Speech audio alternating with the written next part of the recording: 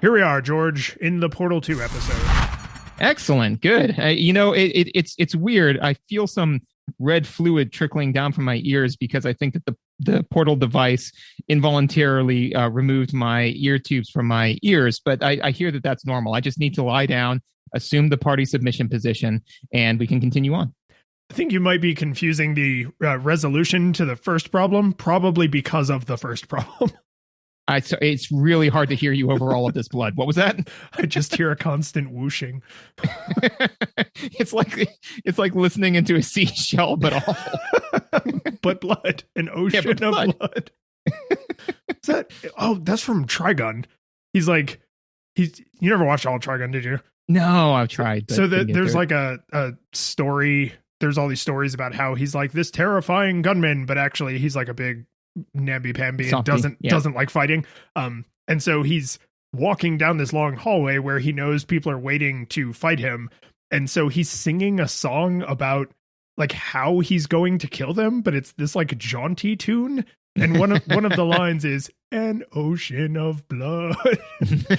And like he gets to the end of the hall and they're all still like ready to fight him. And he's like, damn it. But yeah. So on that note, oceans of blood, of blood. We played Portal 2 as was foretold. This game, also less recent than you would think so we screwed up on how recent Portal 1 was. And like in the opposite direction, it felt like, everybody had to wait 1,000,000 years for Portal 2, but they didn't. It was 4 years. It came out April 18th, 2011. So yeah, that also doesn't feel right. It feels like this game. But to be fair, I do know that it's correct because I've had this issue a number of times where basically as I was like, oh man, you got to play Portal 2, man, you got to play Portal 2, and somebody was like, sure, man, can I pick it up? And I was like, yeah, sure, you've got a PS4. It's on the PS. No, it's on the PS3. And the problem is PS4 wasn't backwards compatible. So when the PS5 was coming out, I was like, maybe, but you still can't buy it in the store or anything like that. You gotta have to get it on Steam, like legitimately. So yeah, no, it came out for the PS3. It's like of Skyrim age and not re-released like Skyrim was. Nothing is re-released like Skyrim. Yeah, because it wasn't broken. They made it right the first time. Yeah. What are your new nostalgia goggles for this game? So this is one where definitely I bought it relatively soon after it came out. And I will, instead of talking too much about that, I will share a specific nostalgia experience that I had with it. Do it. Be specific. Be scientific. Yeah. If people's lives aren't at stake, is it even science? No. So we, this game has a co-op mode, which we'll get into, right? And so, I played through the main story, love the main story, right? Played through all that, and I was like, oh man, there's a co-op mode, and I played this with my wife, and this was the game that had the potential to end our marriage, right? Because we could not play this game well together. And what specifically brought it all to a head, and I will say that we did play it again recently for this playthrough, and we played through it swimmingly, which to me showed a lot of growth. Like as a couple, it's like, oh, we can do this now. That's good. That's the direction you want that story to go in. Yeah, right. So, but at the time, I said to Megan, I'm like, all right, you're gonna put a green, blue portal here and a light blue portal here. Okay, go. And she would do it wrong and dump me into the acid, right? And I was like, okay, again. Here and here. She would do it wrong. And she's laughing because she thinks it's hilarious, right? And so eventually it came to a head when I said, you're doing it on purpose. And she said, no, I'm not. It's really a mistake. And I said, okay. And I put a portal directly over the acid and then went directly underneath her and went, oops.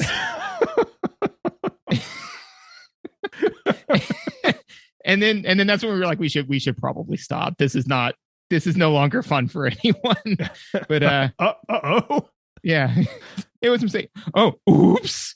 So yeah, that was my nostalgia experience of this. So it sounds awful, but I remember it fondly. Yeah. I mean, unfortunately, that's the way a lot of like traumatic stories are. It's like, oh, ha, and then we didn't have anything to eat for a week. We had to boil our shoes. Ha, ha, ha. That's not a funny story. What about you? New nostalgia experience? Okay, man. This is not a first, but it is rare, and I'm always a little embarrassed when it happens. Is like I was writing out my notes, and because I kind of like take my notes all in one big lump, and then I organize them after the fact into the categories. And I was like, what is my nostalgia experience for this? I can't remember this game entering my life. I just was. Yeah. Like, obviously, I can think of a time before the game and after the game, but the time around when the game came in is like weirdly blurry.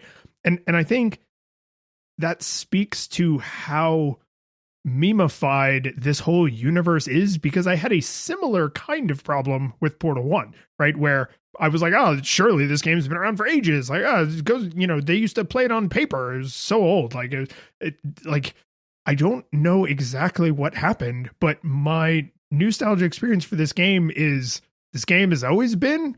And like, I don't know. I guess like at some point somebody came into my room and did like was it Total Recall, right? Where like you think that this game didn't always exist, or maybe it never existed. But what you know for sure is that by the time you get to the credits, you have no idea what actually happened. Like that's like looking at promotional artwork and thinking about like where I was in my life and what I was doing when this game came out. I'm like, okay, I'm sure that I played this on a console originally and not on a gaming PC, because I didn't have a gaming PC at this time. But wait, I did have my work computer. Maybe, okay, but I played it with this person. Maybe I also played the co-op with this other person. It's just like, it's all a blur, man. It's all just like a big mess. So I don't know, dude. Like it's in there, but it's like broken down into its constituent atoms and completely like in a homogeneous, half degree above absolute zero. Like it's just spread across my whole brain. So basically, like how your brain can make up memories, right? So your brain's making up memories, and then there's your fact checker who like QCs it before it goes into storage. And like, he paints a picture of like you playing on your computer, and your, QC person's like, great, ship it. Great, ship it. Great shit. Like anything that your brain makes up around this game, it's like, sure. Yeah, no, that happened. Yeah, no, that happened too. Dude, it all happened. Whatever. Every memory was a companion cube, and they all got fizzled. So the room is full of companion cube. It's just, it's full of like the atoms of companion cubes. So speaking of companions. Oh, that was good. That was right. That was good. I like that. So if you want to be one of our companions and get shoved into a tiny box, you can type words into a tiny box and reach out to us. There's feedback form on the website, nostalgia. I don't know if I've actually ever said this out loud. nostalgiagoggles.audio. Probably for one of the promotions we've done, but it's in the show notes.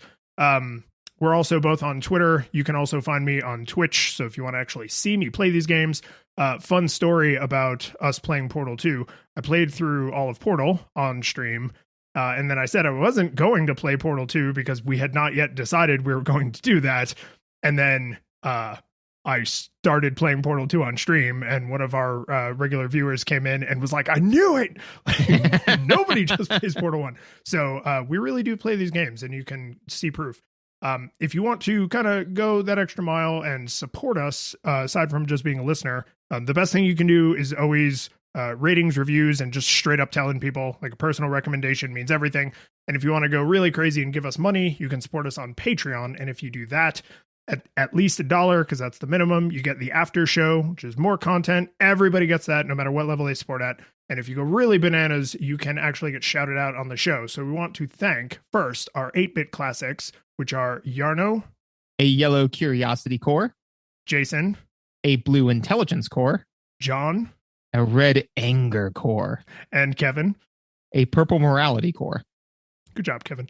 And our 16-bit heroes, Jacob, a conscious companion cube, and Michael, an ingenious Wheatley, and our full 3D supporter, David, a genetic lifeform and disk operating system. Nice. Yeah. Huh. I had to save that one, man. It's like I said, we've done 14 Portal related things, right? And I was like, no. Gonna end all of it. GLaDOS. Yeah. Way out at the end. You got to play the long game sometimes. This game is longer than the first Doom one. 2016, I think, showed that I was willing to play the long game. That's true. That's totally true. Visuals. We should talk about the visuals. Yeah, we should. So it's like Portal 1, but supercharged. It's just, so they took a lot of, first of all, there's way more game, right? So there's way more visuals, right? Everything's, so just to start, right, before we talk about the new stuff, all of the visuals from the first one, they're just more polished, right? And they kind of need to be, because the spoilers for this game, in case you didn't know, but it takes place like after the first one, right? So, GLaDOS has died, and as Wheatley said, like, yeah, she was killed by a human, and then a very long time went where absolutely nothing happened, and now we're here.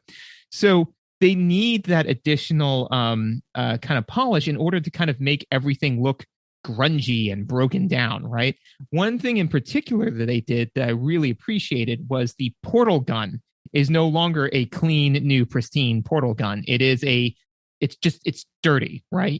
So kind of everything about it kind of feeds into that feel of like, this ain't your parents' portal. And then to be fair, as GLaDOS comes back to life and she starts to stitch everything together, she does have the amazing line of federal regulation requires me to tell you that this room is looking pretty good. Dude, I have that exact comment in my notes, because I think Valve is known for caring a lot about pushing technology, and not just better graphics, but like they care about peripherals and they care about like VR and all that stuff. So like they want to do things with the technology that are like new and novel. And between 2007 when Portal came out and 2011 when Portal 2 came out, it wasn't just that time had passed so they could do better graphics, but also this game had a substantially larger budget.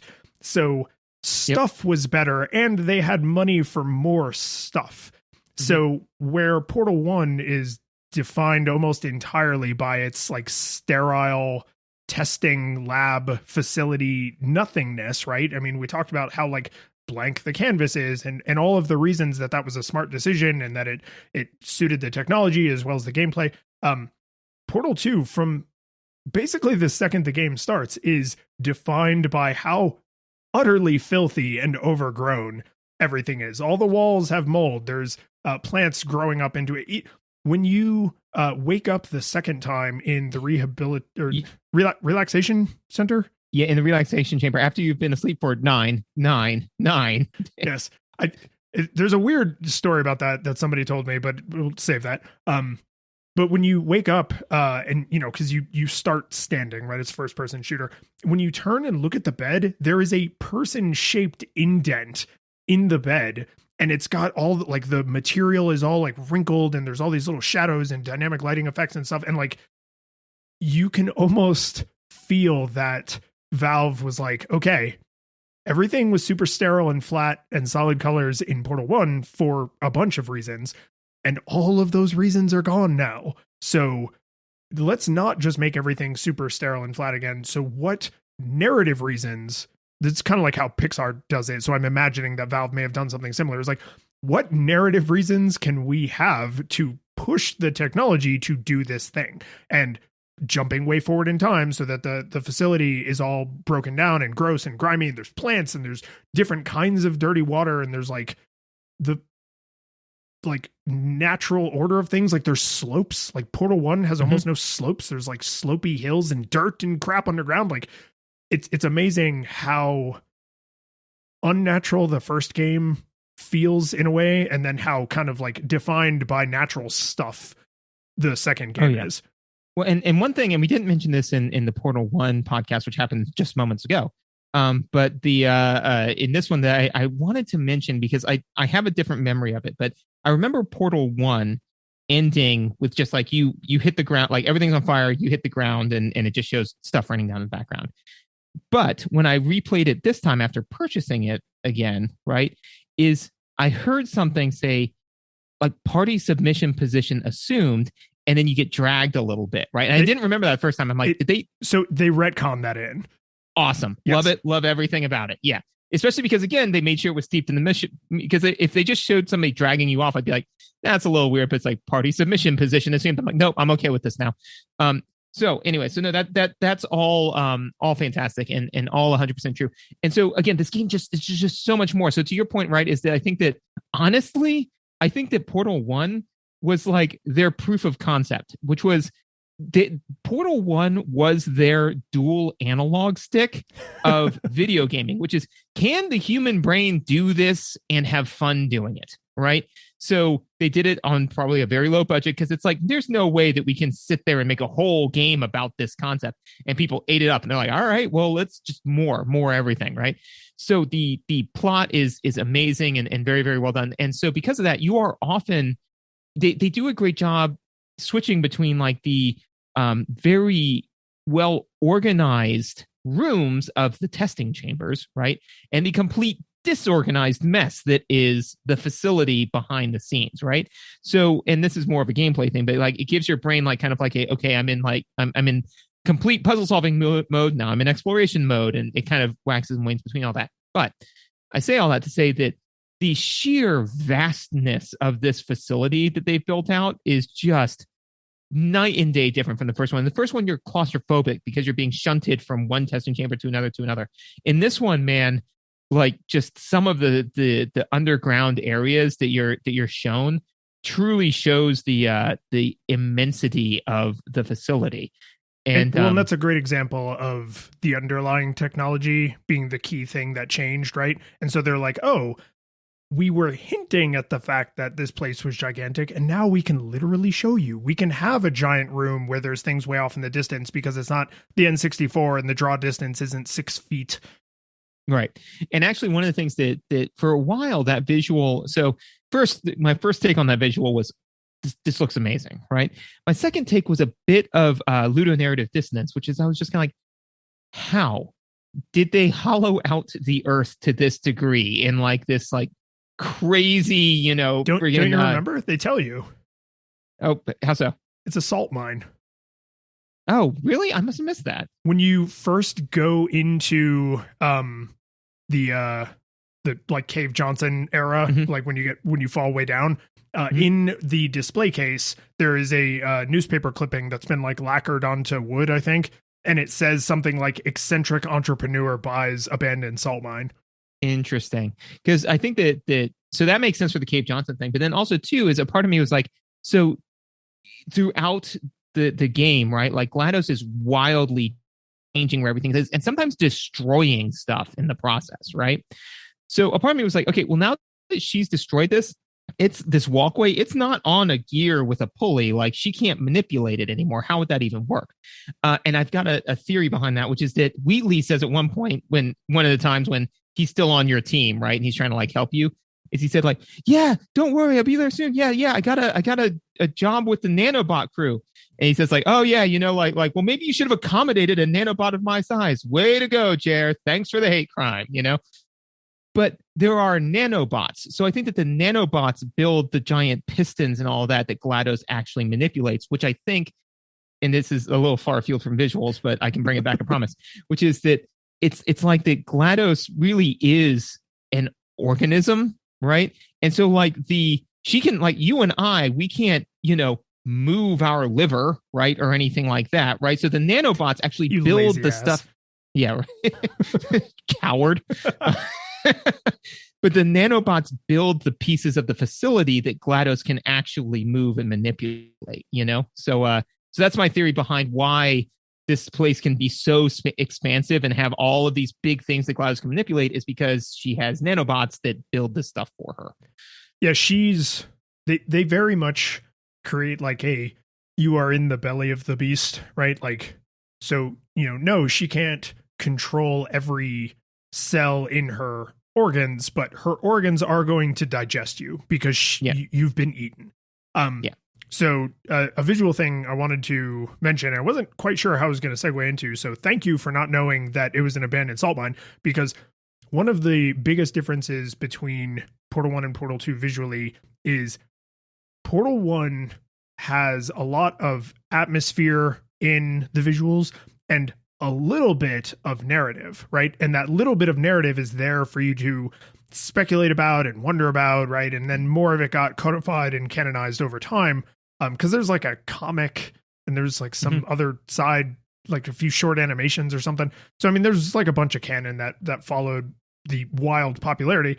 But something they did in Portal 2 that I think they did well, but I still think like was precarious, is how much canon and narrative is just in the environment, right? So like this game has a crap load of dialogue, and we'll talk about that when we get to the audio, but like when you could easily miss that case with, and there's a bunch of things in there that like tell you about Cave and like kind of what he was doing at that time in history and what year all of that was happening, right? Like there's a bunch of stuff that is just kind of like tossed willy-nilly about the environment. But if you are in a rush, if you're feeling scared, if you're feeling confused by a puzzle, if you're frustrated by a puzzle or something, like, or there's characters talking, so you think you're getting the narrative because you're running down a hallway and they're talking to you, but actually there's tons of narratives scattered about the hallways you're running down. Like you could easily miss that stuff. And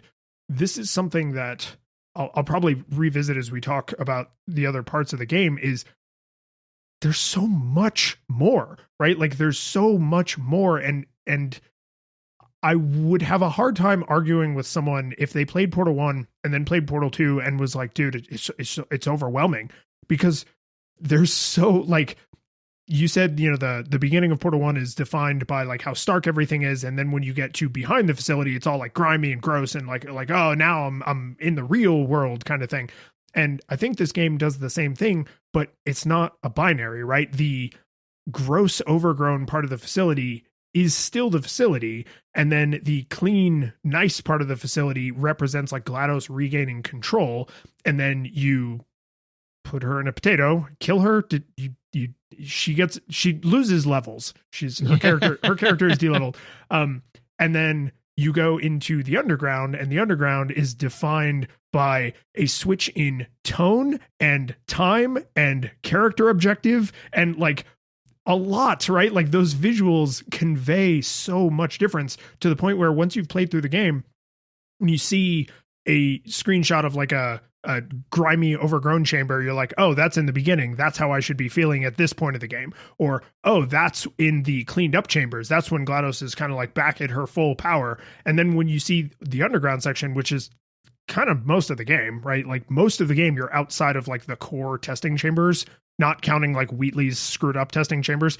I honestly think it kind of breaks down by thirds, you know, is that I think that about a third of it is through to Portal, to GLaDOS, right? And then a third is did you just Metroid Samus Aran or like Zelda Link? Yeah. And then a third is spent underground with Cave Johnson, and then another, it may be off a little bit, but it's spent like in the end with Wheatley. Yeah, you know? No, you're probably about right. Yeah, because that would be a 3-act play, right? So, but I just think that there's the visuals at each one of those are very, very different, and so even just looking at a test chamber from those different parts of the game, if you've played the game, you're like, oh, I know how I should be feeling because I know where the characters are kind of in the story.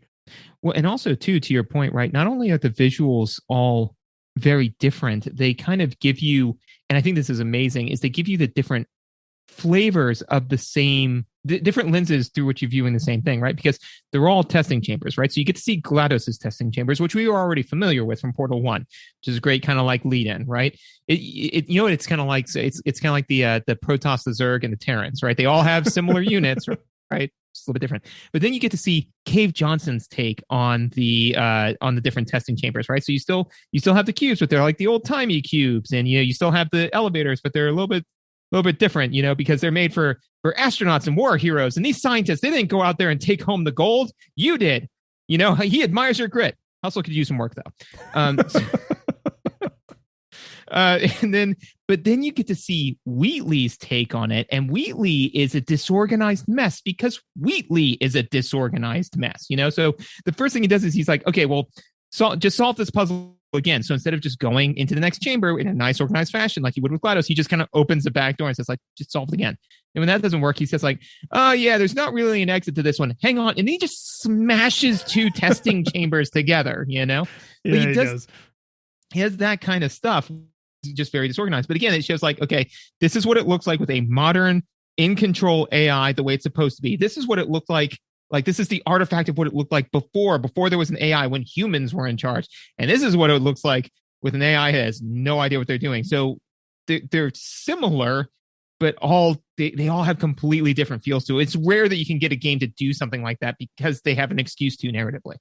Well, and they use a lot of static assets in the world for world building, like when you are escaping from the relaxation center, the first room that you fall into is the little prison cell that you start Portal 1 in, right? But I know, right? It's all overgrown and screwed up, right? So like, but you get that immediate, here is a thing that's familiar but has been perverted, right? And nobody has to say like, oh, does this look familiar to you, Shell? Like you were here before, right? Because that would be incredibly ham-fisted and stupid. But there's all these little subtle things, and I thought of a few, but there's probably like hundreds, and my brain just processes them and doesn't even, like, my heart knows, but my brain isn't consciously aware of it. But like, one of my favorite examples of where they use visuals to like put you in the right kind of like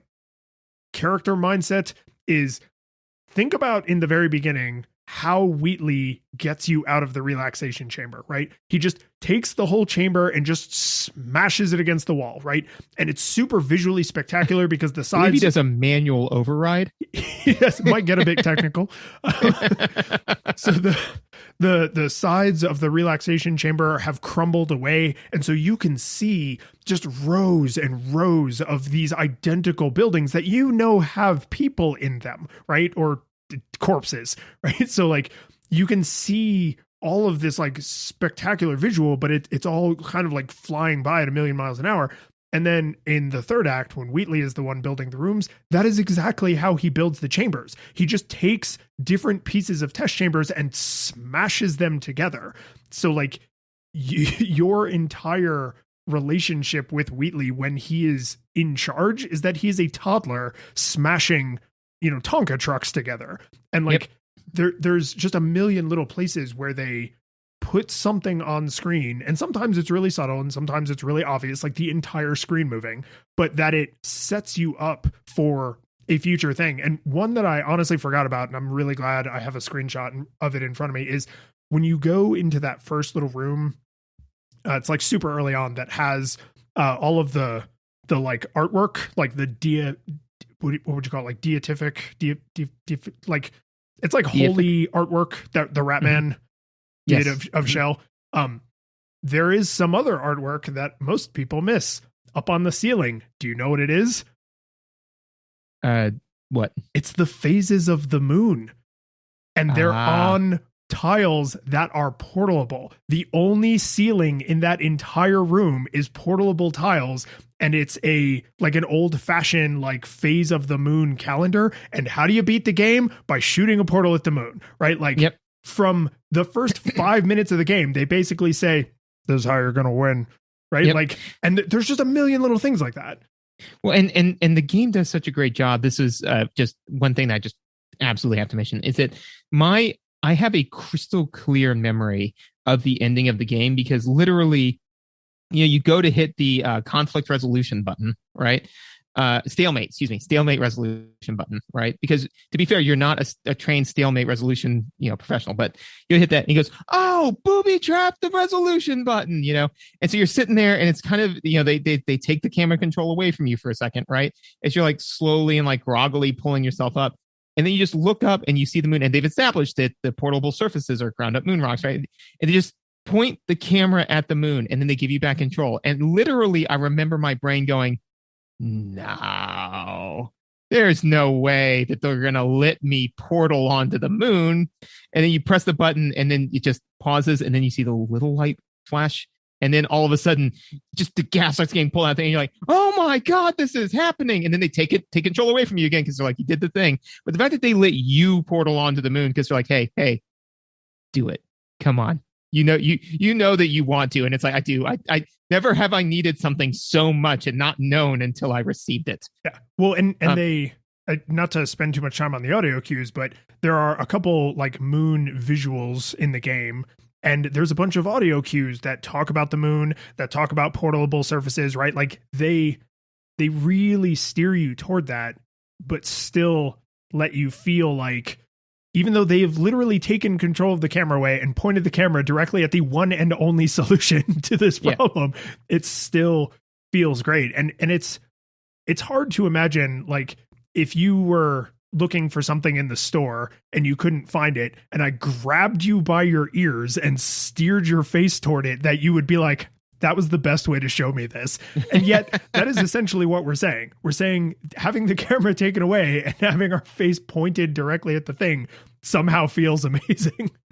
Well, because it's like, if you said, oh man, I'm looking to, I've got to make Thanksgiving dinner, right? I've got this huge, big Thanksgiving dinner that I've got to make, right? And so you're kind of going through the store and you're like, I don't know, man, I don't know how to do this. And then you grab me by the head and point me directly at a big red button that says makes Thanksgiving dinner for you. And you just sit there and you say, I mean, there's no way this button's going to make Thanksgiving dinner for me, but I'm going to press it. And you press it and it does. And you're like, whoa, I just never would have guessed. So a couple of things I want to make sure that we touch on in visuals, that I just at a minimum want to mention, is two big things they fixed from the first version, that I threw in here is one, they fixed the hitbox of the boxes that you move. They don't clip on portals anymore. So if you've got a box that you're holding on to and you go through a portal, it doesn't matter if you've got that thing strong armed way out to your right, and it'll almost strip your arm off, but it won't pull it out of your grip, which is just so nice, especially considering that how often they ask you to do that, which is way more in the first one. It was really critical that they fixed that. Another thing is that they fixed portal reorientation, so if you're facing in a direction, you continue to face in that direction. And also, too, a lot of the times they cheat portal placement as well, so like if there's a 2 portal wide angled surface for you to portal onto, if you fire a portal anywhere except on the far left or the far right, it puts the portal dead in the center. Yes. It's like, this is what you're trying to do, right? And you're like, yes, that is what I'm trying to do. That may not be what I did. And in Portal 1, it's just wherever you pointed the gun, that's where the portal went. But they'll cheat it a number of different times to just make it easier, because they're like, this is what you're trying to do, right? Well, and this is a little bit of a mechanical change, but like first-person shooters pretty much universally have like some sort of aim correction or auto aim assist. Thank you. Aim assist. Like, even if they don't flat out call it that or tell you that it's happening, there almost always is some, because the controls aren't perfect. The engine isn't perfect, right?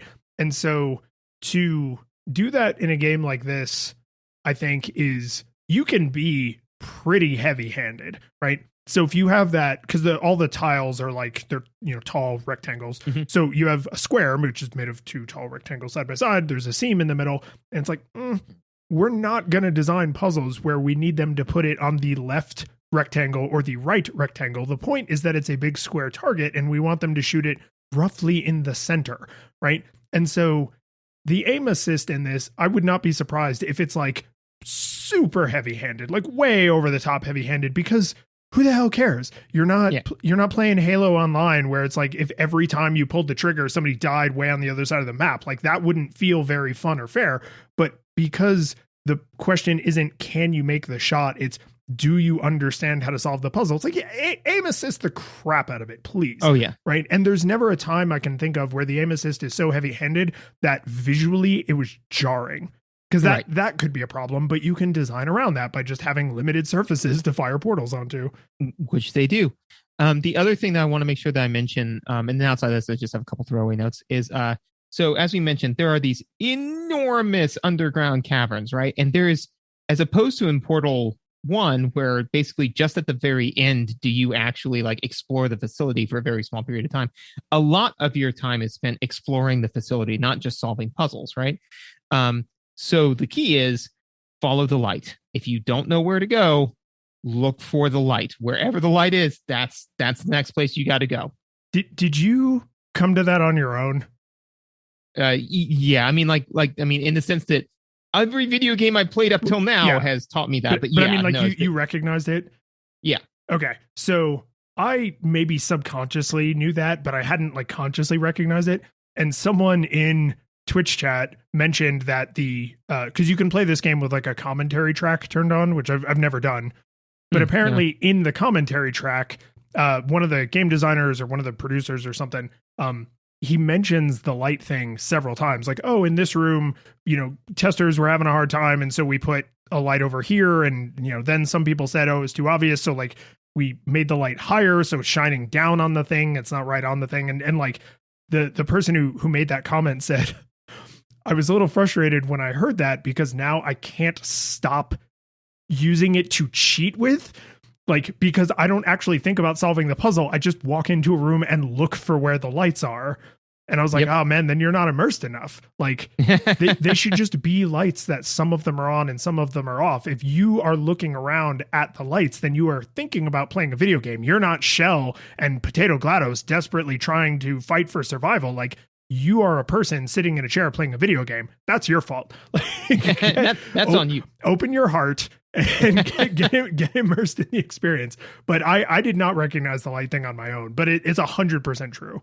Yeah, no. And so basically kind of the way it worked for me is that I think that probably 80% of the time, I just naturally looked towards the light. Like, you look around the room. That's why it works so well. That's why it works so well. But I will say whenever I got lost, I would so already I was broken out of the game because I'm like, I don't know where to go. So I'd be like, okay, just take a minute, look around for the light. Where's the light? Okay, here's where the light is. And again, the nice thing is that they never ever ask you to portal into some obscure place in the side of the map. They never ask you to do anything weird, like to put a portal anywhere where there isn't obviously supposed to be a portal. So because of that, like, I was never like, oh no, I need to kind of scour this map like all over the place to find these. No, it's like they want to keep you moving at a pretty solid, consistent pace. And I do know that the follow the light works is because literally, and I don't think I've established this yet for in this episode, is that so my son and I have played about 40 hours of this game. It is his new favorite game. He wakes up on Saturdays because he doesn't get to play video games or watch TV during the week. Every Saturday morning, he wakes up and right after breakfast, he says, can we play Portal? And we sit down for like an hour and a half and he just goes. He is at the point now where between memorization and kind of understanding the mechanics, he can play a lot of it himself. I say all that to say that when he does get lost, right, in the exploration sections, is I'll say, take a minute, buddy. Where's the light? And I think I actually said to him, because I was like, the developers will put light where you need. And they go, there's a light. I'm like, so how do you think that works into your puzzle? And they go, oh, I know. I need to put a portal here. And I'm like, there you go. You got it.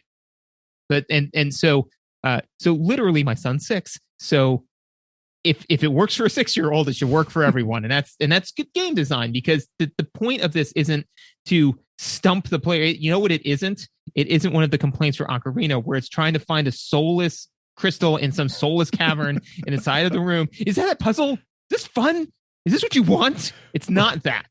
Yeah. And I think to be fair to this as a visual mechanic, because this is very much a steering mechanic that is done 100% through visuals, is I don't know that I could reasonably say it's unfair to say you're in a dark room and the things that we want you to be able to pay attention to are illuminated, right? Not by a stupid, non-diegetic glowing outline, not by a magical floating arrow that's like, stupid, go over here, stupid, right? It's like some of the lights in this room work. And so if you are trying to look for things, you must by necessity look where there are things to see, right? So like, yes, it is sometimes a little heavy-handed that they artificially make something super dark, but like, again, they made that work with the narrative because you're underground. There isn't a whole lot of light down there.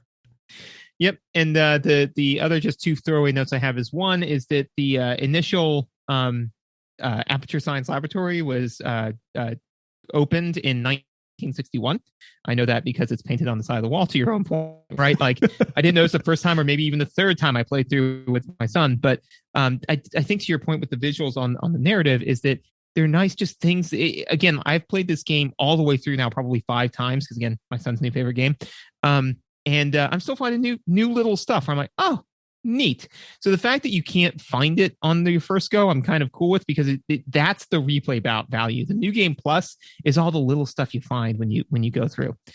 And finally, the one other thing they did that I really, really love is that, when you're playing through the first time, it's just the standard aperture science. And then when you go into the underground tunnels, it's the old timey aperture science on the loading screen.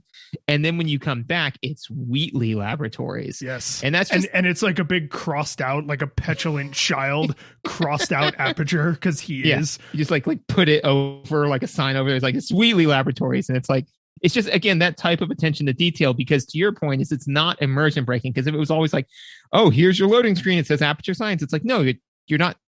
You're not just playing a game, you're in the universe. So this is Wheatley Laboratories now, because not only is he an idiot, he is the biggest idiot that the smartest people in the world could make, and you put him in charge. Oh God, I can't remember exactly how she says it, but she says, he's the result of the greatest minds of a generation working to make the dumbest moron who ever lived. Yeah, and you just put him in charge. Yeah. You also get Oh, good. That still works. Oh my God. This game is quotable in a dangerous way. Yeah. So, my two last things are to follow on to your last comment. You also get, progressive title screens. So in Portal 1, I know there's at least 2. There's before you beat the game and after you beat the game. But in Portal 2, there's like a bunch, like a whole bunch, right? So as you play through the game, if you're actually quitting all the way out to the title screen and then reloading, there's a whole bunch of different title screens that kind of evolve as the narrative evolves, just like you sort of get the 3-act loading screens. The one other thing, and this is like such a weirdly small note to end visuals on for me, but when you get a cube, like a weighted companion cube that you have, or they're not all companion cubes, only the ones with the hearts are companion cubes. When you get a weighted cube and you put it on the button, there's a circle. Yeah, there's a circle around the center, the circle in the middle of the cube, and it goes from blue to yellow, which is also what the lights on the floor do, which tells you if your back is to the door and you put the cube down and it turns yellow and you turn in pretty much any direction, you will see the now yellow lights, right? So your eye will just naturally follow them. And they did almost the same thing in Portal 1. Portal 1 has the dots on the ground and it has like the little indicator next to the door or to the platform or whatever. But having the cube change color, so because you can't possibly not have the cube in your entire field of view, it's such a thoughtful little improvement. They didn't have to do that. I'm pretty confident nobody was deeply confused by how the buttons worked, but it just shows that in the game and in the world of the game, that being confused by what the button did is not part of the test, right? Right. So like you should immediately know, is the cube on the button, and did the button activate so that I can see like what changed in the world? So it's like, it's a tiny little thing, but it's that level of polish and thoughtfulness that like the seeds were there in Portal 1 and then they just beautiful flowers in Portal 2. So I did have to double check. So to answer your question is, you have your companion cube. It is a weighted storage cube or a discouragement redirection cube are the ones the laser one. Yeah. Laser one. Yes. Discouragement. That is a good name. It is, right? I mean, like just a lot of the execu speak that they throw into this is just, just delightful. But speaking of execu speak, audio. Yeah. There's so much more audio in this.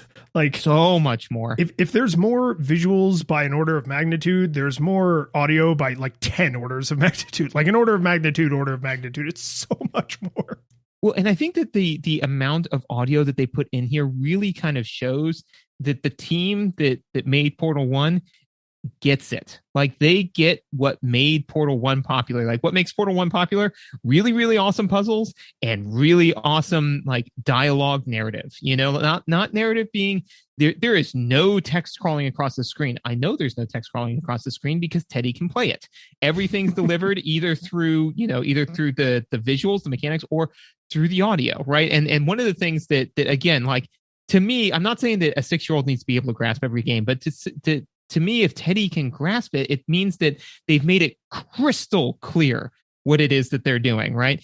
And so literally, one of the things that happened was in one of the rooms, the first room where you get a companion cube, you pick it up and GLaDOS fizzles it, right? So it makes a very, very loud noise. It fizzles and she goes, oh, I accidentally fizzled that before you could do anything with it. Here's another one. And so Teddy literally furrowed his brow and looked at me like, what just happened? Should we be mad about that? I'm a little mad about that. So I just kind of pointed at the TV, and so he picked up and then she's like, oh, I fizzled that one too. He looks at me, he goes, GLaDOS is mean.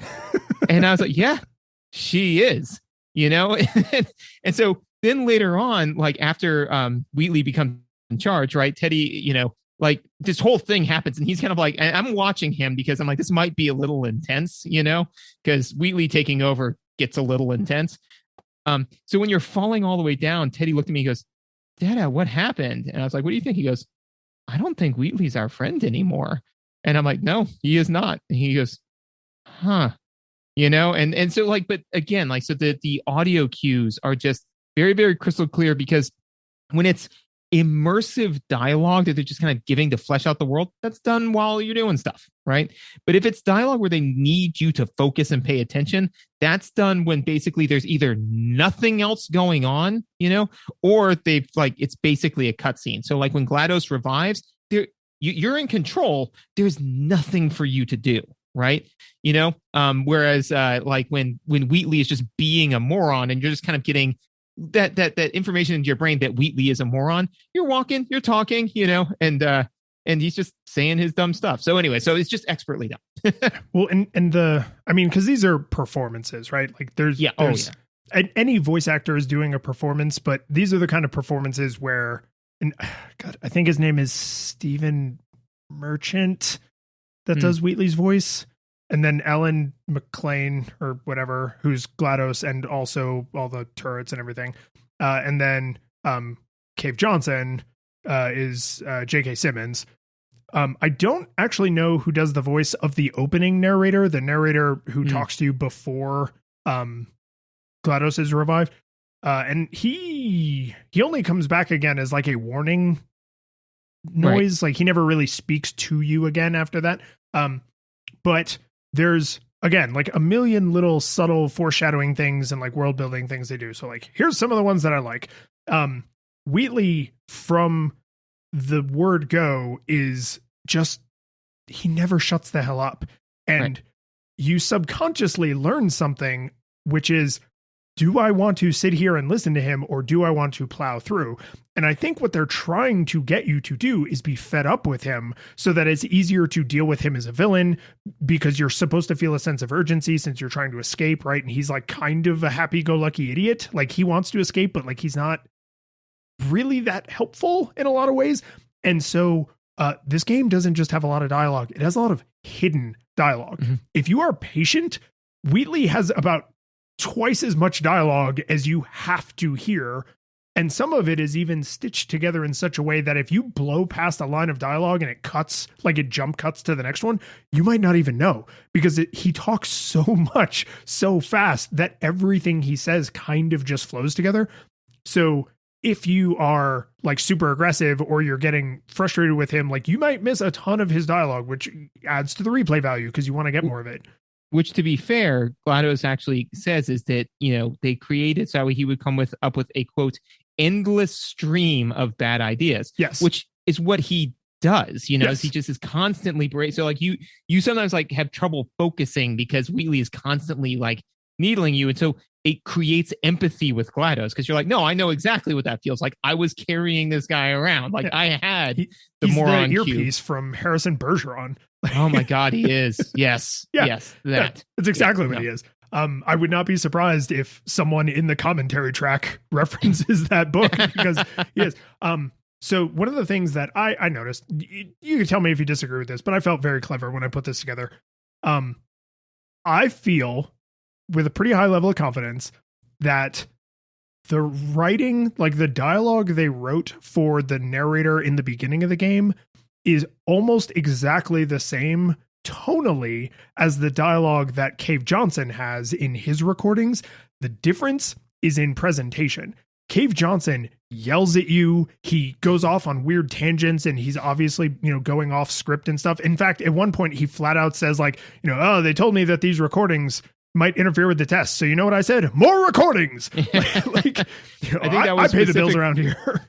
Specifically when the scientists are upset that he told you about the control group for the repulsion gel. Yes, exactly. Right. Broke every leg in his if you juxtapose that to one of the early chambers where the narrator is like kind of getting a little more friendly, but still being very like weirdly factual. And I think the best line he has is, two that spring to mind. One is, if physics no longer work in the future, God help you, right? Like he just flat out says, but it's not meant to be teasing or taunting. Like they just tried to prepare for everything they could conceive of. And physics not working is something that Aperture Science was afraid they might have a hand in, because remember, the facility is broken down due to circumstances of a possibly apocalyptic nature. Right. And so like everything he says is not just funny and like kind of getting you in the mood for the game. It's preparing you for Cave Johnson, right? Because you spend most of your time with GLaDOS as her in like a buddy cop sort of thing, with you, but sort of with Cave, because she talks to Cave, but not really. She doesn't converse with you because you don't talk back. In fact, she even makes fun of you for being mute. But I truly believe the narrator, the entire point of the narrator is to prepare you for Cave. What I would believe is, or at least my headcanon could be, is that because the entire purpose of that narrator is they are the AI that comes online when the real AI, GLaDOS, is not available, right? She's dead. Because fortunately, the AIs in this facility will work on as little as 1.1 volts. And unless they have emotional outbursts, those take more than 1 point. Well, to be fair, the potato generates 1 volt, and I think 3 volts. The potato generates 1.3 volts.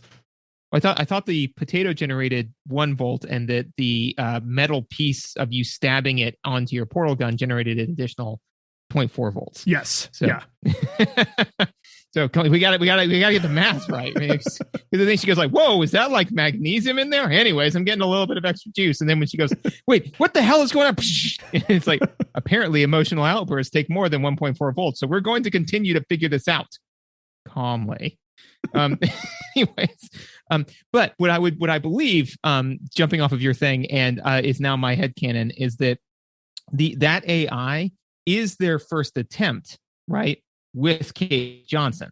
So they try to copy over Cave Johnson, and that's all they get, right? And so then when it's a simulacrum of his personality, right? And then when they're like, no, we got it now. So they pulled Carolyn in. So I just realized, I remembered what my NEWstalgia experience for this game actually is. It came back to me. Yeah. So, in this game, it has one of the most like well executed pants crapping performances in the whole like Portal Half-Life universe. I've never played the Half-Life game, so I'm assuming. But anyway, when you go into the chamber where GLaDOS's corpse is and you accidentally wake her up, she says, "Oh, it's you." And Wheatley goes, "You know her?" And she just completely ignores him because he is not a threat to her, and she doesn't even know or care what he is. She calls him Little Ball, I think. But when she smashes Wheatley and throws him aside and then picks you up because she's going to put you back to testing for the 60 years remaining in your life, she says, "We both said a lot of things that you're going to regret." And that scene, minus Wheatley's commentary, because nobody knew about Wheatley, that was the teaser trailer for this game. And I remember seeing that online and just feeling the money go flying out of my wallet, just absolutely at light speed into Gabe's wallet at Valve, because I was just like, this is a commercial for a video game that is not really a horror game. And I am terrified and also deeply intrigued, right? Like talk about marketing, dude. But just like those two lines, like, oh, it's you. And we both said a lot of things that you're going to regret. Like her performance of that is just like, whatever, like, how much is it? Do I need to mortgage my house or sell one of my kidneys? Like whatever you want. Like, I got to know what is on the other side of those two lines of dialogue. Yeah, no, I mean, like, it's just kind of like, I will mortgage my house and give you every cent I have for the true Portal experience. Like, I go to Disneyland, but it's Portal themed. Yeah, no, all of that's awesome. So there is a absolutely ton of dialogue, which we could just sit here and, I mean, honestly, we could probably just quote this back and forth for the rest of the episode, and I would be very happy with the time well spent. A couple of other these are like minor notes, but I think kind of shows the level of thought and polish that went into it. Is one, the music changes depending on how you're interacting with the environment, which is really, really kind of cool, and it kind of codifies what you're doing. So again, I don't think that there's any point when you're using the oh man, I forget what they're called, but the catapults, whatever, they've got a cool name. Aerial faith plate. Aerial faith plate. I knew it had a cool name, right? Yeah. Look at you flying through the air like an eagle, piloting a blimp. So when you're, you know, but it has a cool little noise when you're doing that. When you're running fast over the orange goo, it the acceleration gel, it has a sound, and it doesn't completely replace it. It just it's the Yoshi, right? It's totally riding the Yoshi. Yes. Yeah. So it does that with every mechanic that you interact with, which to me it's not audio to enhance gameplay, in the sense that I don't think that when you're hovering in a weightless, tube, that there's any part of you that is worried about what's going on, but it's so much more immersive, So that's just amazing. 10s across the board on that one. One of the things I thought was kind of cool is that the audio for you solving the puzzle will kick in before you actually solve the puzzle in a lot of cases, which makes it feel way more organic, right? So when you put the final cube, if every single time when you put the final cube on the final button, that's when GLaDOS started speaking, that would feel gamey. So there's a couple of times, there's a handful of times when the game hedges their bets on the fact that you're unlikely to you've done everything you need to do, and you're really unlikely to screw it up at this point. The one that comes to mind is at one point when you're floating on the weightless column, right? And it won't activate if you because it has to be you and the cube that are floating through that, right? So I accidentally just put the cube in there because I forgot, didn't activate the audio. But the minute that I and the cube were floating after we had floated through and we're floating towards it, that's when Wheatley started talking, because at that point, kind of no matter what I did, I was going to solve the puzzle, Mm-hmm. And that just makes it feel so much more like you're just having a conversation, as opposed to like thing A happened, now thing B happens, like a game. Yeah, because that is exactly what's happening, but it's the stage dressing is such that it doesn't feel like, right? The illusion is total. Right. Yeah. Because I mean, and sorry, I get such a huge, because again, they're good actors, right? Like this isn't just they hired some person. Like every single person that says a thing in here is great, but like I'm just picturing like the way how excited Wheatley is at first when you're solving those puzzles, where he's like, "Oh yes, well done," like it's like he just got that hit of heroin. His whole body's kind of slinking down, And then when he builds up the tolerance, he's like, "Are you sure you're solving these right? Like, I mean, like, I'm sure that there's like a way, but are you solving them right? The one other note that I want to make sure that, because I got a couple other minor ones, but the one that I really thought was really kind of cool is so the turrets that you pick up, right? They have all of their little lines of dialogue, like, "Are you still there?" and that kind of stuff. Which, by the way, my children have started quoting, much to my terror. Jesus. Yeah. No, Lizzie does a spot on "goodbye," creepy. Yeah. Not great. Because the first time she did it, like literally my heart rate increased, and I was like, "What just happened?" And she was like, "Yeah, from Portal, Dada. Goodbye." And I was like, "Okay, that's a thing." But the Wheatley cubes that are this horrible amalgam of the thing, they are awful sounding. They sound like they're in perpetual pain because they probably are. And it's supposed to be. It's supposed to make you feel uncomfortable and unnatural because Wheatley should not be in charge of the facility. And the fact that they gave them their own little chittering, almost insect-like audio is great. Yeah. Awful, but great. Do you know the very first line of dialogue spoken by a turret in this game? Do you know what they say? No, what? The utterly terrifying. So you're running, you're with Wheatley, you're behind like the scenes, like in between test chambers, and you are running down the like catwalk, and you make a turn past a broken tube that has a bunch of broken parts in it, and there is one semi-functioning turret, and as you just blaze past her because you don't care, because they are sentient, as you go blazing past her, she says, "Wait, I'm different." Oh, that's messed up. Right? Yeah. It's super messed up. Yeah. It's so messed up because it's like, because these are like little GLaDOSes, like they are like her children, so she doesn't control them directly, but they think and act like her because she raised them. So one of the things about the music that I thought was, I don't know, man, I've mixed feelings about this because like our commentary so far has been effusive, like it's pretty glowing. I actually don't know how I feel about all of the additional music. And here's why. The first game is visually and auditorily very stark, right? Aurally. You're right, actually. And I know you're right because I remember doing that to you like 100 episodes ago. You did that exact thing to me like a year ago. And so like right when you did, I was like, oh my God. It's happening. So it's visually and aurally very stark in Portal 1. In Portal 2, it is visually incredibly busy and cluttered. It's also aurally a lot more busy and cluttered. And my problem with that, like the reason I don't just say like hands down success is because the presence of more noises and more atmospheric stuff is like, it's a surgical knife, right?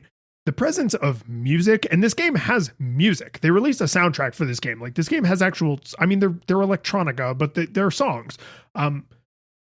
Songs do a really good job of subconsciously telling you how to feel.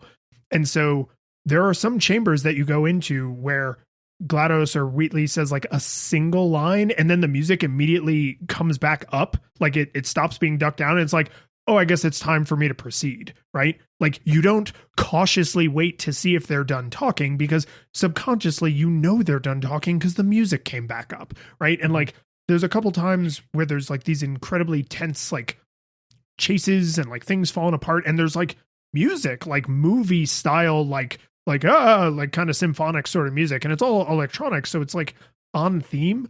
But I really kind of grapple with this is like, the visuals being better, like no question, an improvement, right? The dialogue being like more, but also better is like no question improvement. The music, I'm not so sure. Like I don't say it shouldn't be there, but it's harder to just give it like an automatic, check plus thumbs up, like let's move on to controls and mechanics. Like I like it. I enjoy this music quite a bit, but because I know what the Portal universe feels like in this kind of silent, haunting nothingness, I do question if it is an improvement. It's good music, I think it's objectively well composed music, but I'm not positive it's an improvement. Yeah, I can get with you that I would say that it is personally, but objectively, I'm not sure if I could, say, oh, it absolutely is. And you're being picky. I will say that the first Portal did leverage music when they needed your pulse to jump, because they did it with the before your victory incandescence. Yeah. And then during the boss fight twice. And during the boss fight, right. So I would then say that there's a lot more areas in this where they need you to do that. So they have a lot more music that does that, because there's a lot more times when they're like, okay, now it's time sensitive. And you know what? I know when they're doing that because Teddy picks up on it, and he doesn't because he's not at the point yet where he's like, well, if I die, I just get to try again. So whenever that music would kick on, he'd hand me the controller and say, like, you do it, because he knows that it's a chase. The cue hits him. Yeah. Right. So it's definitely relaying the information that they want to relay. It does.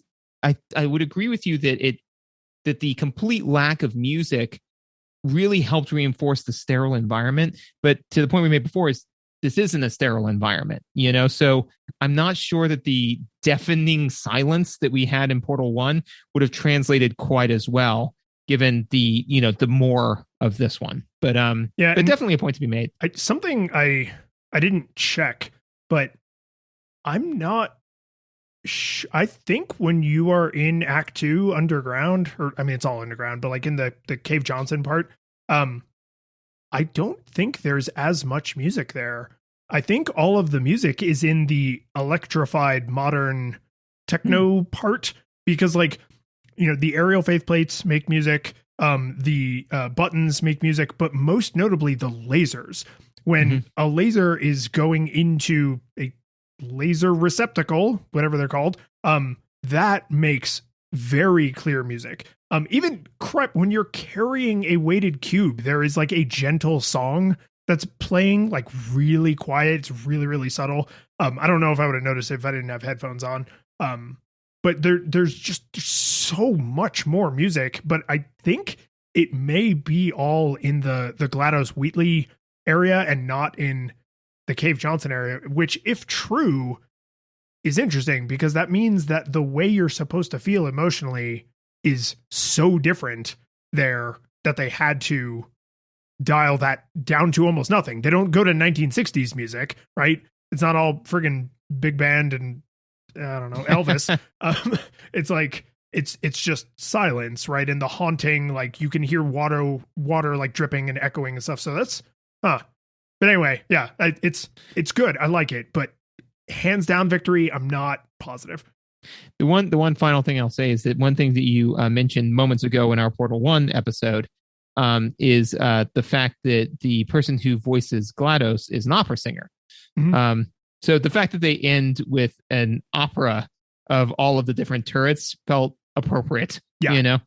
Especially they really let her shine. Like they let her off the chain even more in this one. So they let her shine, but I think that they do a great job of, again, like kind of like they get one last like kind of kick in the pants for you, right? Which is a good kind of segue into mechanics, right? Is because so like she's like, okay, just leave, right? And then all of a sudden it's guns pointed at you, and you're like, oh no, wait, they're just going to sing to me, and they're sending me off. They're sending me off. Okay, good. And so you think that like this beautiful ending, and you just walk out into a wheat field where there's nothing but an outhouse, and then they kick your companion cube to the curb with you. They're like take this with you, and it just ends where it's just kind of like, yeah, because and then to end the audio thing, like because she doesn't want you there now, she only wants you gone. But well, and a song that is as bookendy as Still Alive is bookendy to Portal 1, right? Like God, does a lot of narrative heavy lifting, but you're just so like happy about it. Here's a little fun fact for you, and then this will be my last audio comment. Is I don't remember exactly what they're saying, and I didn't look it up because we have an oath to uphold. But the song that the turrets are singing to you in the end is not gibberish; it's Italian. It's an aria about. Right. I can't remember exactly, and I will look this up later once we're done. But it's a love song. Like she is bidding her love farewell, right? Which, even if you don't know that, because I mean, it's not like I speak Italian, I just know because like I'm familiar with that kind of music. But like, even if you don't know that, there's a line in Now I Only Want You Gone, which is goodbye, my only friend. Oh, did you think I meant you? That would be funny if it weren't so sad, right? And she means the companion cube that she threw out onto the surface with you. And she says, you have been replaced. I don't need anyone now, because she's talking about the co-op mode where she uses the robots. And then this is one of my favorite like visual audio things is she sings, maybe when I delete you I'll stop feeling so bad, but the lyrics are on screen and it says maybe when I delete you redacted. It's just like, so good. So good. And like to be that close to turning the game off and still feeling like you're getting worthwhile narrative. Yeah, the one last thing I'll say about the song, because I got to gush a little bit about the song, is that my favorite line from that is, one day they woke me up so I can live forever. It's such a shame the same will never happen to you. And then that like reframes the like, she says like, you've got your short, sad life left. That's what I'm counting on, right? Because the only lose condition she has is if you kill her, right? So she's like, I'm trying to kill you, right? So it's like, so what am I going to do? I'm going to let the world do it for me, because all I got to do is just let you go do your thing, and then I've effectively won. And so it's just that type of mentality. And again, like just stooped in GLaDOS's cattiness of like, it's such a shame that'll never happen to you. Okay, go die. Like, yeah. Controls and mechanics. Yeah. And here's my segue for this. No, shut up. Here's my segue for this. George, shut up. Here's my segue for this. So something. So wait, I'm sorry. Do you want me to be quiet or? No, this is good. No. Okay. So I mentioned there's like a lot of secret audio, and I actually thought of this before and then forgot because there's so much else to gush about. But the puzzles in Portal and Portal 2 do a very good job of not letting you soft lock yourself. Like you can die, man, can you die? But I can't think of any place in Portal 1 where you can soft lock yourself. In Portal 2, there is a place you can soft lock yourself, and they knew that. And so they wrote specific dialogue that you only get from GLaDOS if you soft lock yourself. And I think this is like an amazing distilled little nugget example of everything we've been talking about so far, because it shows that you're not that clever. They thought of everything, right? Yep. Or, they certainly came close, and that they're pushing the player to think so far outside the box that if you realize, wait a minute, I'm in a place where I can trap myself in this room and not have the capacity to solve the puzzle, that they wrote special dialogue where GLaDOS specially mocks you. And she's like, no, I know you solved it. Go ahead, go get the cube. And she lowers the wall, and then you go and get it. And if you do it again, she makes fun of you a second time, because they knew people would push that envelope and see what happened. Right. And it's just the two. After that, she doesn't talk to you anymore, but she does keep lowering the wall. But I just love that not only do they think of that mechanically in the level design, not only do they build a room that visually is unique. There's no other room in the entire game that has a giant glass wall on one side that you control the wall going up and down.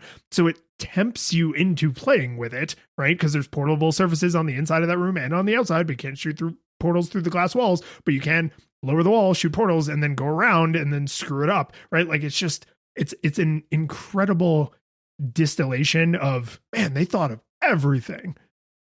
Oh yeah. And actually, so I did know this, and I don't know if this counts as research, so admonish me if required. In our Portal 1 episode, I was looking for quotes from GLaDOS to use for our patrons. And because of that, I did find out that there are places you can soft lock yourself in Portal 1, because there are voice dialogue specifically for that. And it is through no fault of the Enrichment Center, you have managed to trap yourself in this room. An escape hatch will open in 3, 2, 1, and then it lets you out. So yeah, so I mean, like, so that's a great carryover, right? Is that they to your point, is that whenever you soft lock yourself, they don't just say like, hey, the game player, get out. It's like, no, Shell, you trapped yourself. So now we're gonna open up this portal or whatever. Yeah, so I think that's very well done. One of the things that this game does well, top to bottom, right? Because we've said before, is that in Portal 1, 90% of it's tutorial, right? In this one, they do a great job of like, well, you find a malfunctioning portal gun with Wheatley, and then GLaDOS, make sure you get the real one, because you must really love to test. But the thing that I personally love the most about the tutorial is the fact that you wake up in the relaxation chamber, right? And so they have you move around as part of your calisthenics. But my favorite part is times when people for a while, they have a you were under for quite a bit longer, so there's a chance that you may have substantial brain damage. So if you could just go ahead and say apple, and it says press X, right? Which is teaching you how to jump. It's like, okay, so that's jumping. What you just did is jumping. Try saying banana and jump again. It's like, okay, close enough. And then the game moves on, right? But the fact that the game deliberately misleads you, like that, again, because all they're trying to do is like, you need to know how to move in 4 directions. You need to know how to jump. We'll teach you the rest later. We just need to know that you know those 2 things, but that they don't waste your time with it. All of it steeped in the narrative is amazing. There is not a single point in this game where the game devs like look at you directly and say, player, I need this. It's all delivered in universe, and that type of attention to detail is amazing. When it shows, because like say you somehow don't have my meme filled experience with this, or most people's meme filled experience with this, it shows that they prepared for someone to pick this game up knowing nothing about it. Never played a first person shooter, don't know a goddamn thing about Half-Life, no idea what the cake is, right? Like they could realistically be coming to Portal 2, even not just Portal, but coming to Portal 2 having never picked up a dual analog stick controller, right? And it's like, are the odds of that high? No, right? Like this is probably not someone's first twin stick shooter, or it's not a twin stick shooter, dual analog stick shooter. But it was Teddy's probably, right? Like, so they had to make sure that every player, as many players as possible, would feel welcome to the experience. And granted, that's the closest thing they do to handholding, and it is not handholding, but they still took the time to make it feel like you're in the universe, you're living the story, you're not playing a game. While they're doing the world building, because they say, look down at the floor, like in your relaxation chamber, like look down at the floor. And it's like look at the art. You should now be relaxed, right? So they're kind of showing you like there's going to be a lot of dissonance, right? It's going to tell you to do a thing and then like jar you around. So again, like they're taking the time to do this world building. So they're like, while we're doing this world building that we kind of need to do anyways, let's just kind of throw a tutorial in there. So that's great.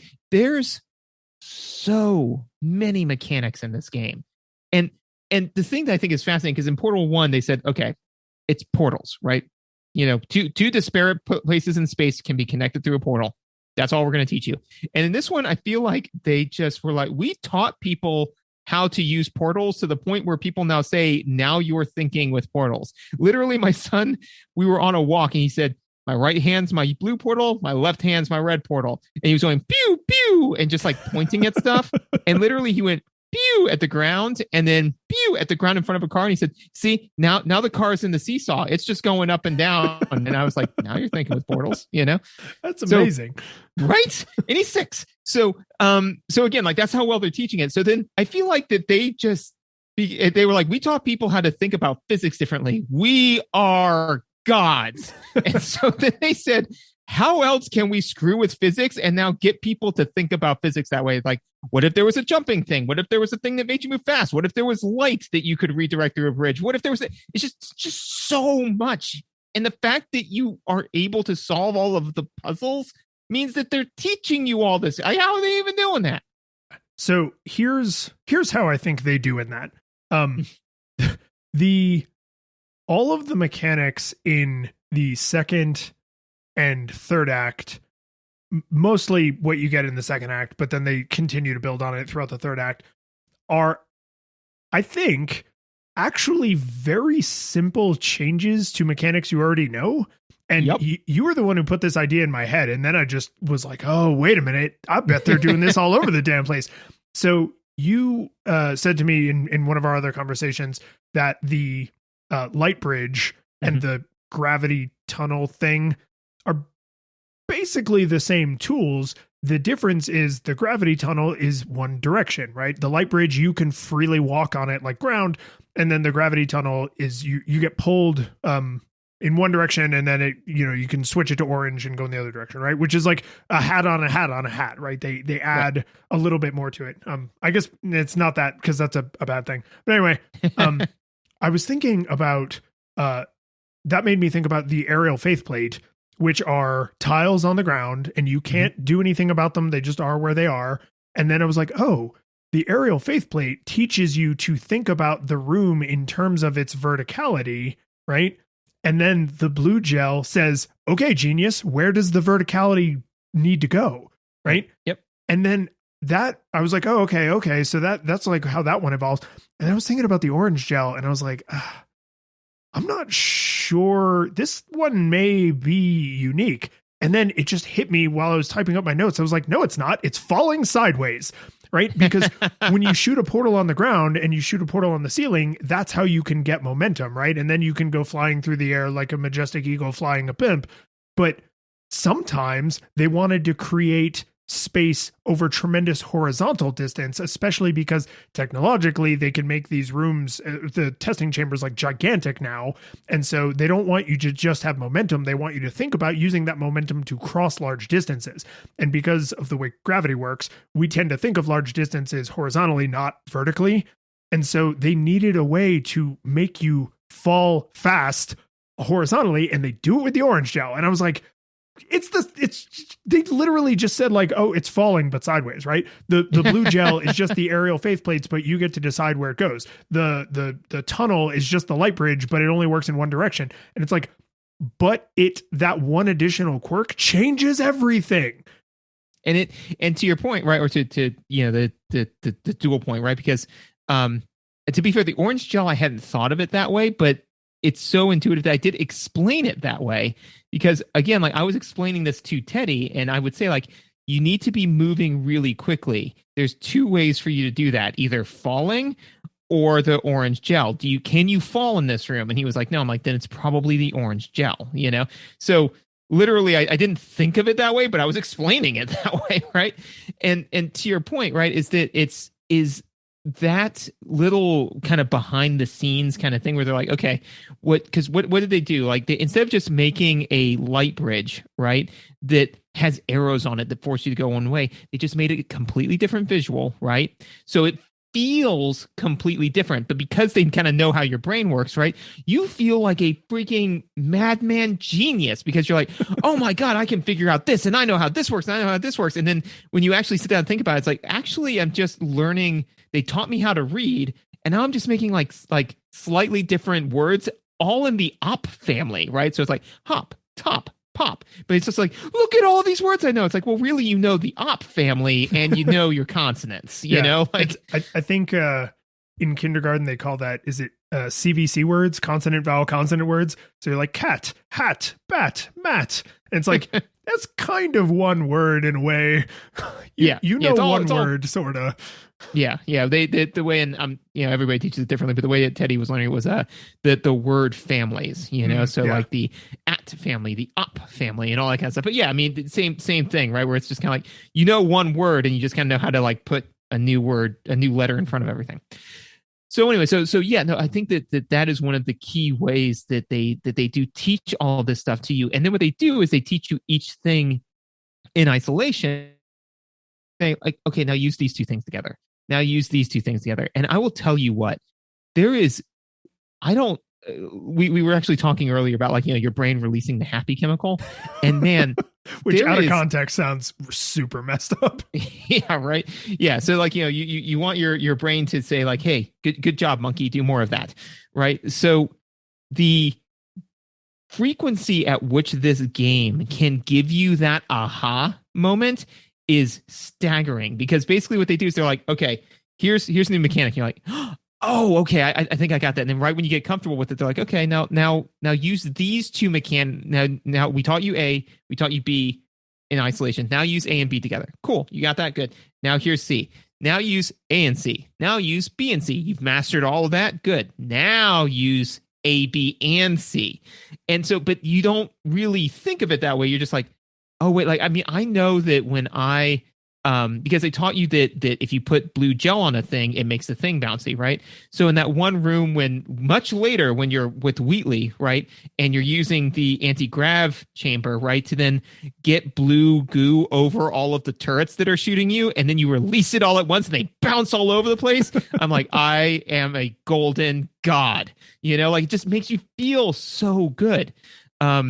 So the fact that they're able to like distill that human emotion and then deliver it, I mean, what, like 98, 100 times in the game is really impressive. I was thinking about what you might call like escalating mechanics, right? So like this thing builds onto that thing, right? I mean, this is basic game design, but like it's because of the nature of the game, it's so in your face, right? Like you're doing this. Now here is a harder puzzle. Now here is a harder puzzle, right? Like Mario games also do that, but they're like a little more subtle about it because it's not supposed to feel like you're in a laboratory. This game has a set of chambers toward the very end of Act 2 that you need to know to beat the game in Act 3. And narratively, it makes sense the way they do it. But I think mechanically, it's kind of their swan song. It really feels like these, I think it's 2, maybe 3 chambers, is their way of saying, we're not going to do more after this because this is the logical conclusion, and doing more than this will be annoying. And here's what it is.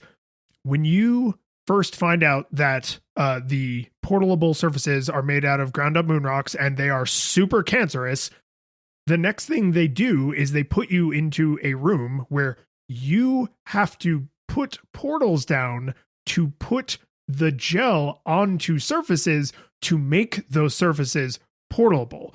So what they do is they put you into a big grimy room because you're still in like the underground part, and they just kind of go, all right, smart guy, where would you have to be able to portal to solve this puzzle, right? Because we talked about in Portal 1, and they do this throughout the first 70% of Portal 2, is they use the environment to say, well, you can't portal everywhere, right? So the places you can put portals must be related or are probably related to solving the puzzle. Maybe it's not the very next step you need, but you're going to need it in 2 steps or 5 steps or whatever. So the fact that they put you, I think literally only twice, into a space where they say like, okay, smart guy, you need to get out of this room. Where would you need to be able to portal? Now make those surfaces portable.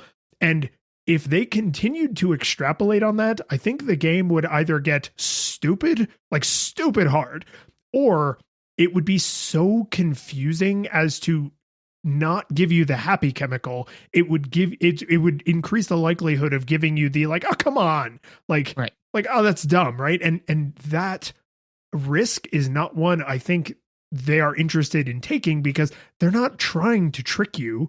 They're trying to spoon feed you the answer and make you think you fed yourself, right?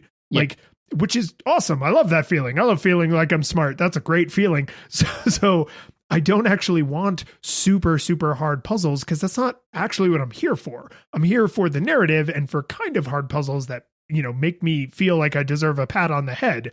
If I wanted super hard puzzles, I would like try to become a Go or a chess master, because that's why I don't really love those things, because they scratch a very different itch for people.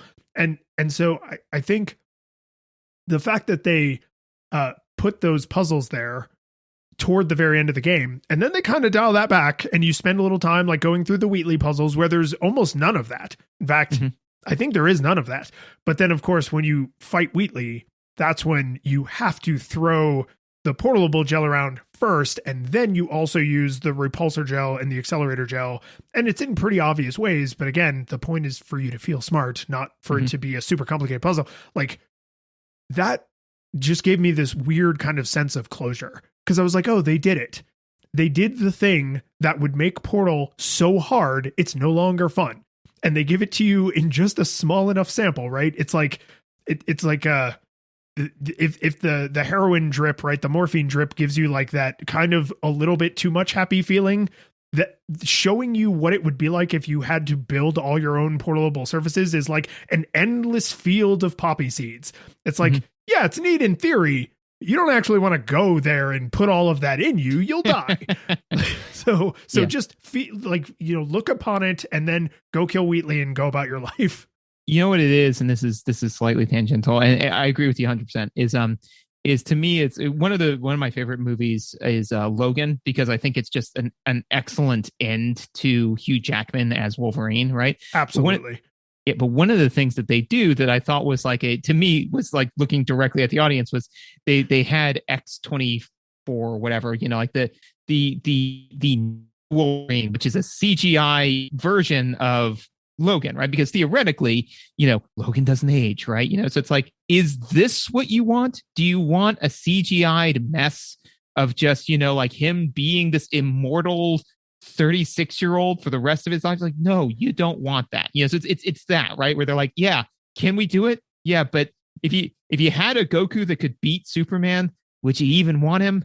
It's that. So agreed 100%. And I think to your point of it being their swan song is one, narratively, it's closed in a very, very nice way. Now, if this particular drug dealer said, you want a Portal 3? I'd be like, yes, I do. I mean, probably not, but I will pay you for that. Yeah. That being said, is that I think that to your point is that they kind of pushed it in the one player mode as far as they could. And they said like, oh, what if we gave you 4 portals instead of 2? And so they gave you a co-op mode, and there's like 40 some odd puzzles with that. Right. And then, and I'm not through that yet, because I think that there is actually a narrative there that I'm curious how that goes. Yeah. So let me interrupt you for just 1 second. I'm going to do a rare plug for the after show.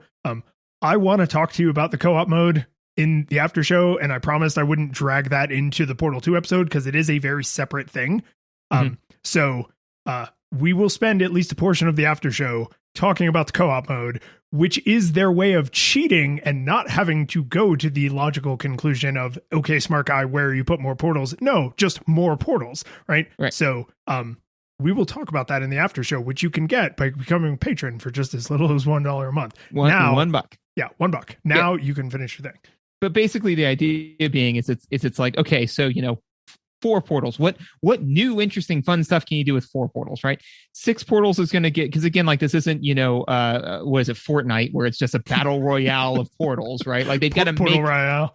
Yeah, they've got to make these puzzles, right? So they're like, all righty, what if we made it a bit more complicated and put in 4 portals? All right. But that's basically as far as we can reasonably push this mechanic, to your point, before it starts to get either samey or it gets like, frustratingly complex, right? So it's like, this is it. We tied it up narratively. We've pushed this mechanic as far as it can reasonably go. We're done. We're good. Don't ask us. Don't Half-Life 3 this. Wait a minute. Portal 2 came out in 2011, and if you add 2 to 11, the last digit is 3. Half-Life 3 confirmed. I knew it. Honestly, I mean, like we've kind of talked a lot about the mechanics, but to me, like the a lot of my notes were in kind of the visual differences. Mechanically, I think that the big thing that they hit on is just the way that they can literally make you think about physics in a different way that I think is worth speaking to. So honestly, I didn't really have a whole lot of notes for mechanics because I think that's the big one. Yeah, and because it's the mechanics are another in the checklist of more, right?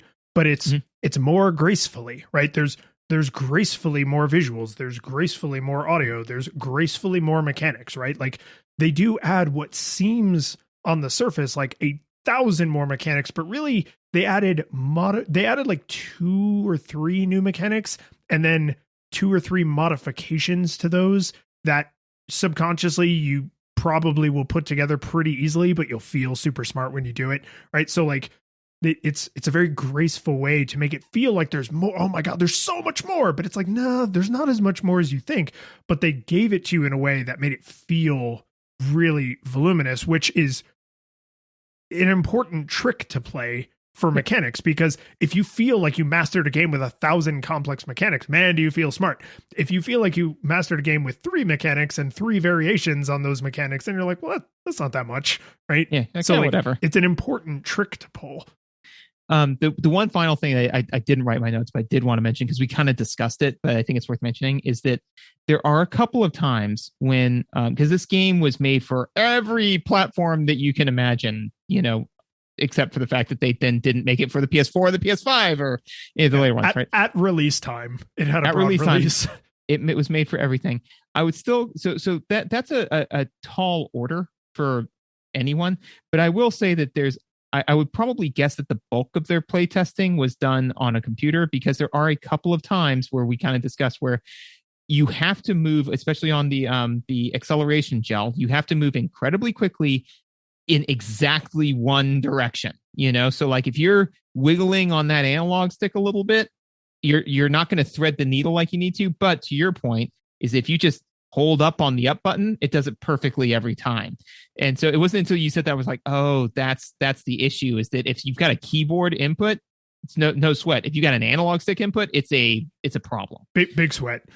Yep, lots of sweat. But I did want to make sure that we mentioned that, because I think that's one of the first times where I was like, oh, the input device super matters here. Yeah. And I mean, to be fair to a game that we've showered with a lot of glowing praise that it deserves, that is one thing that you could argue they were, because Valve is very much a PC gaming company, right? Like, they release some of their games on other systems, but they are a PC gaming company more than they're anything else.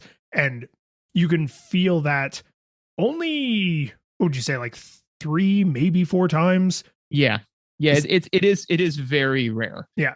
It's not a lot, but it's bad enough. And I think I may have shared this with you, but it's bad enough that on my first playthrough, there were a couple puzzles where I got stuck because I found out the left analog stick on the controller I was using was broken. And so I couldn't do a true straight north, like directly in front of me, which meant as far as the game was concerned, I was not moving as fast as I could be, which made a couple of puzzles straight up impossible. So Fortunately, I was playing on PC, so I was able to switch keyboard and mouse, and then I had another controller to use. But like, if you were just playing on an Xbox or on a PlayStation 3, like, and your controller didn't quite work, like that would be instantly experience shattering, right? I'm sure that did not happen to most people. The controller that I was using that was broken is a very old controller, but like, that is a risk that they decided they were willing to run. All that being said, I mean, if people couldn't guess, is this game worth a play? It's worth a play, but I have a curveball to throw you. The more I have thought about this, the more committed I am to the idea that Portal 2 and Portal 2 co-op is actually one long game. Mm-hmm. It is one long game narratively, and it is one long game mechanically, right? Portal is the prologue to Portal 2, which is the actual game, and then Portal 2 co-op is the epilogue. And I would say with a pretty high level of confidence that anyone who is playing this game for the first time, play them like that. Play Portal as the prologue to this, then play the game, Portal 2, and then play Portal 2 co-op, and do that.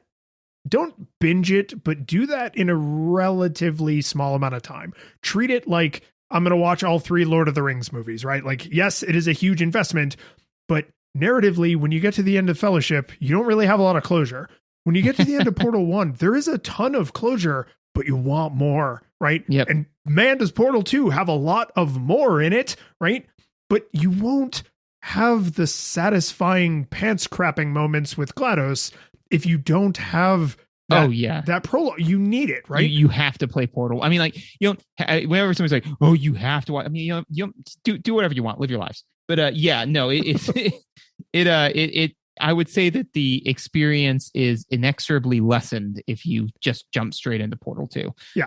And then Portal 2 co-op, granted, it does require a second player, although I think you can cheat it with one person, but it's like so mind-bogglingly hard, it's not worth it. Portal 2 co-op has a narrative bookend that is as satisfying as the narrative bookends you get at the end of Portal and Portal 2, but that feels more conclusive. Like, they're not just like, oh, to be continued in Portal 3. Like, it really ties everything up in that last little, it's the mint at the end of the meal, right? Like, is Portal 2 still delicious without Portal 2 co-op? Like, yes, 100%. Do you enjoy the mint? Yeah, you do. So eat it, right? Like, so I play this game. Yes, no nostalgia goggles required. This game learned from history. It's amazing. Everyone should play it because it's just absolutely a fantastic art object and pop culture artifact and just video game. It's a great, great game. I would seriously recommend, though, you got to do the full extended edition Lord of the Rings. You have to do Portal 2 co-op, especially if you don't feel like you're going to go back to this. Like, if you're only going to do it once, you would better goddamn well do it right. Yeah, no, I mean, obviously, I'm not going to get it. It was all right. I don't want to be that guy on like Steam where it's like 1,300 hours played and the review is like, it's okay. It's like literally, because it does tell you how many hours you played. I know that I put 40 hours, a full work week, into this game. And again, not only is the game that does it learn from everything, this is a game that is, I believe, if you know how to move with a dual analog stick, like that's the only barrier to entry on this game, which I'm sure most of our listeners would be like, psh, whatever. Hand your parents a dual analog stick controller and Minecraft and just record that, man. I mean, so it is a skill that needs to be learned, but if you have that skill, then literally you can be 6 years old and you can play through this game. Like there's no barrier to entry on this. And honestly, it's a delight. And it's completely, it's bingeable. You can sit there and play it over and over again and, like see how fast you can do the puzzles, see if you can do them in fewer portals, and actually literally there's a puzzle in the game that Teddy has now played through the game multiple times. He consistently solves it arguably wrong, but it works. Like he did a thing and I was like, oh no, buddy, you're going to have to put a portal there and you're going to have to do this other thing. He went, no. And he just did it completely differently. And I was like, I guess that works. Go for it, man.